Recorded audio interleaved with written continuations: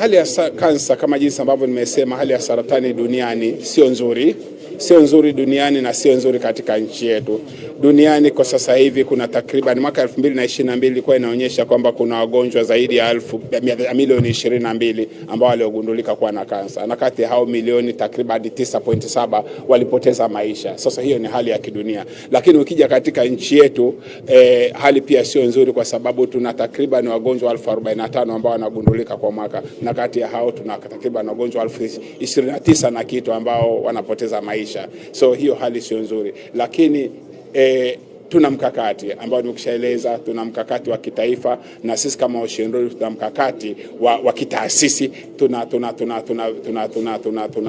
maono katika taasisi na tuna dhima katika taasisi. Vyote hivyo vimelenga kupunguza vifo zidi ya saratani katika nchi yetu kwa asilimia 30 itakapofika mwaka 2031 kwa kupitia mpango mkakati wetu. Sambamba na hilo, ndio maana umeona tunaboresha huduma zetu. Tunajipanga sasa hivi kwa ajili ya kupata ithibati za kimataifa, na tumeweka miongozo mbalimbali na tumeboresha huduma. Tumeboresha customer care, tumeanzisha kitengo cha ithibati. Kwa hiyo mambo mengi yanaendelea sasa hivi. Sasa hili la wenzetu wa PSSF kutunga mkono katika kutengeneza kichumba cha upasuaji, ambapo watakuwa wanaweza kufanya operation mbili kwa wakati mmoja na sehemu za kupumzikia wagonjwa kama 4 hivi, na mambo mengine yote pamoja na kuweza kufanya pia screening ya colorectal cancer. Vyote hivi vinajumuisha vyote hivi vitachangia katika kupunguza vifo zidi ya saratani katika nchi yetu kwa miaka 5 inayokuja. Kuna mambo mawili ambayo naweza nikaongea sasa hivi, ni kwamba wagonjwa wetu wengi bado wanakuja katika hatua za juu kabisa za ugonjwa. Wanakuja wagonjwa wakiwa katika hatua ya 3 na 4. Vinginevyo wangekuja katika hatua za mwanzoni. Kama kuna ugonjwa ambao naweza kaombea katika magonjwa ambao ni sugu yasiyoambukiza, kama kuna ugonjwa ambao naweza kuambia unaweza ukatibika kwa asilimia karibu 100, ni saratani. Saratani swala ni kuwahi, njoo mapema, gundulika mapema, unatibiwa, unapona. Zilizo nyingi naweza kuambia by 90% ukiwahi unatibiwa, unapona. Kwa hiyo wengi wanakuja kwa sababu hiyo, na ndio maana kitengo chetu cha tiba mkoba kinazunguka nchi nzima kuwafundisha watu, kutoa elimu kwa wananchi, lakini pia kufanya kazi na facility nyingine za wilaya na hata vijijini, kuwafundisha namna ya kufanya screening ili kuweza kugundua hizi saratani katika hatua za mwanzo. Kwa hiyo hatufanyi tu hapa, lakini pia tuna kitengo ambacho kinachunguka nchi nzima, ambacho over the last 4 years kimezunguka na kupima wagonjwa takriban 200,000 katika mikoa karibu 15 ya Tanzania. Kwa hiyo Ocean Road sio kama tu hapa unavyoona, tunazunguka nchi nzima pia kuwafikisha watu elimu. Ni swala la elimu, swala la ufahamu, na kuondoa dhana potofu ambazo bado ziko katika jamii yetu, kwamba unakipata saratani nafikiri masuala ya ushirikina na mengineyo. Hapana, ujue ni ugonjwa kama magonjwa mengine. Unaenda hospitali, unapimwa. Serikali imeweka miundombinu kama ambavyo umeona hapa, wamewekeza sana kwa miaka 4 iliyopita, wamewekeza sana. Kwa hiyo yote hiyo ni katika kuhakikisha kwamba wananchi wanapata hizi. Mkurugenzi mtendaji Dr. Msemo, sisi tunafanya hii kwa sababu kati ya miongozo yetu kama mfuko tuna mmoja tunaita Corporate Social Investment Policy. Upo na unatuelekeza maeneo ya kuchangia kusupport. Moja wapo ni afya. Tuna afya, tuna elimu, tuna nishati, lakini priorities ziko nyingi, lakini kikubwa ni afya, na ndio hasa ambacho kimetufanya tuje hapa.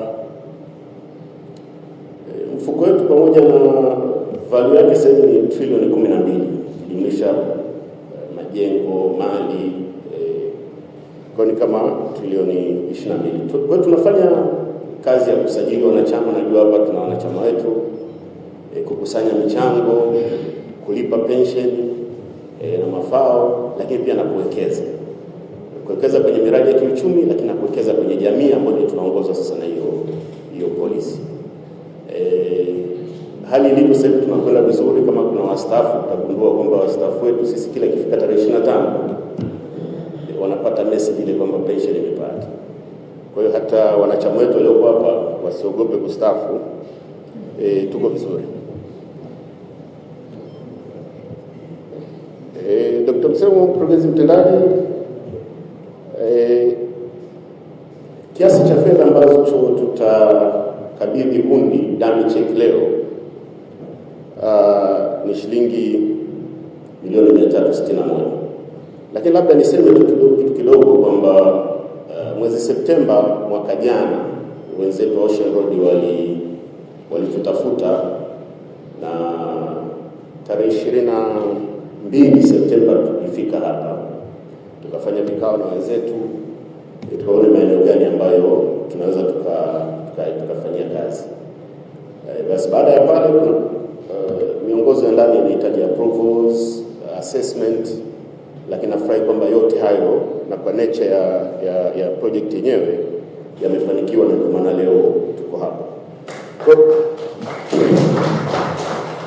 Kwa PSSF ina furaha leo kwamba baada ya majadiliano hatimaye leo tutakabidhi hundi yenye thamani ya shilingi milioni 361.5, ambazo kati ya fedha hizo shilingi milioni 197.1 zitatumika katika ukarabati wa kile kitengo cha upasuaji na shilingi milioni 164 zitatumika kwa ajili ya kununua vifaa tiba na kuvinstall. Kwa hiyo itakuwa ni full fledged unit kama alivyosema daktari kitaalamu, na sisi kwetu ni faraja kubwa. Sasa kwa nini tunafanya hivi? Tunafanya hivi kwa sababu kubwa tatu. Ya kwanza, PSSF inajisikia faraja kuunga mkono jitihada za serikali kwa hapa Ocean Road na kwenye uwekezaji kwenye sekta ya afya kwa ujumla.